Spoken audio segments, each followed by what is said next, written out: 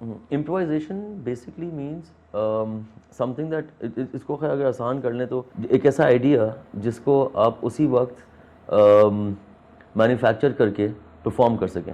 मैं मुझे डर था कि आप वायलेंट हो जाएंगे और ये सारे पकोड़े खा लिए।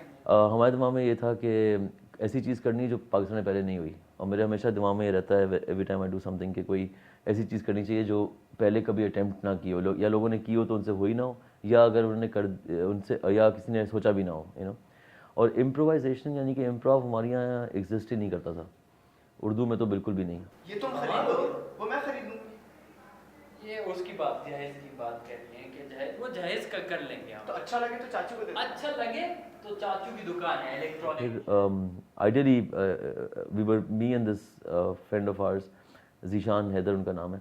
आई held a meeting with him and I said कि यार कुछ इस तरह का तुम पढ़ाते हो, यू टीच एट ज़ैबिस्ट, तो कोई चीज़ निकले ऐसे तो बताना।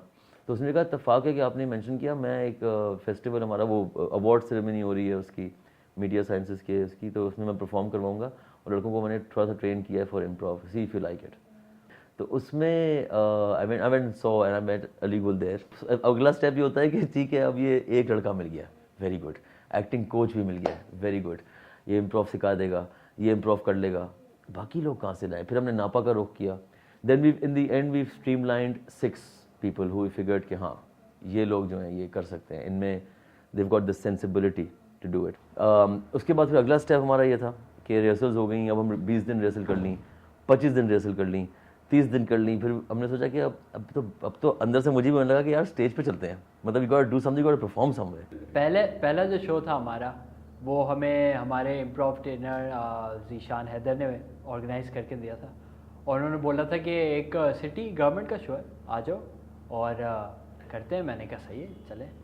फिर हम जब पहुँचे तो भाई की पिक्चर थी जैसे बड़ी बड़ी ना, तो मैंने कहा अच्छा ये सीन है। अब मेरी अफिलिएशन पीपल्स पार्टी की है थ्रू फैमिली, तो मुझे ये था कि अगर किसी को पता चल गया कि मैं एमकेएम के शो में परफॉर्म कर रहा हूँ तो मेरी तो मतलब हेड क्वार्टर मतलब ऊपर चाचा का फ़ोन आ जाएगा, क्या कर रहे हो तुम ये वो।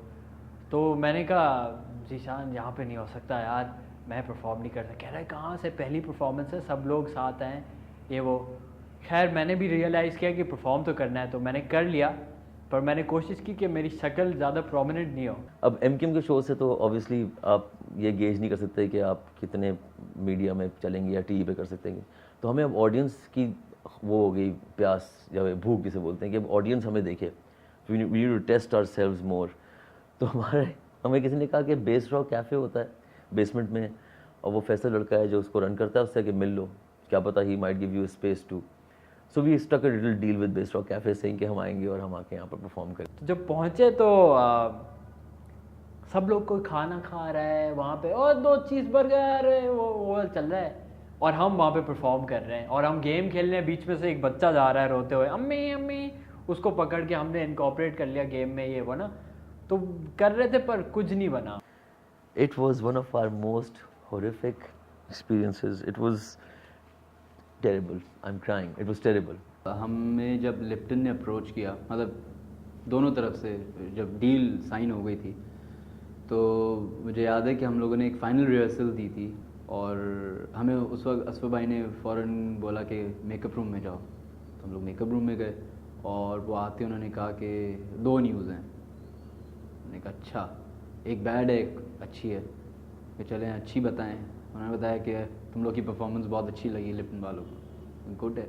हम सब मोटिवेशन, हमारी सबकी मोटिवेशन हाई हो गई।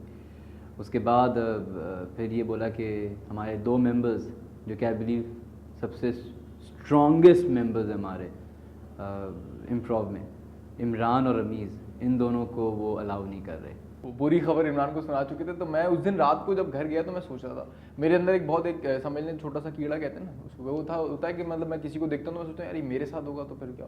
तो वो एक दिन पहले इमरान को मिल चुका था वो, तो मैं घर रात गया, मैं सोच रहा, मैं कहा यार अगर ऐसा मुझे निकाल देते तो क्या होता। फिर मैं सोचा मैं ये करता, मैं वो करता, मैं फिर अफसोदा हो जाता।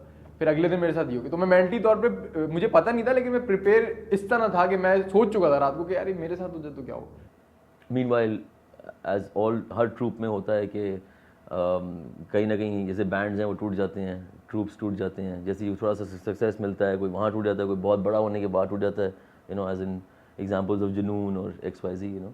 But we always thought, the entire troupe always thought कि यार टूटने वूटने का सीन नहीं है, we all enjoy doing this, अभी तो स्टार्ट किया है, let's not even look there, and let's just keep doing this and have fun. But of course the improv trainer जो थे हमारे जीशान, उनको बीच में हुआ कि नहीं ये something is not right, or maybe my name is not, his name is not being highlighted enough, or something or the other he felt that was missing with the troupe. So एक consensus हुआ जिसमें जीशान ने बोला कि ठीक है, then I would like to leave. So but हमारी तरफ से from the entire troupe, the doors are still open for him, he can walk in whenever he wants. I used to feel the same way when I used to watch any improv back in America. Like I used to go and watch somebody doing stand-up or improv, and I would kind of confuse the two and say, stand-up भी तो routine करता है अपना, रट के आता है, improv भी ऐसे ही होता है. Only when I started understanding that ये वाकई बकायदा एक art form है, जिसको आप अगर आप polish करें, तो you can be an improviser of the highest order. You can be an amazing improviser.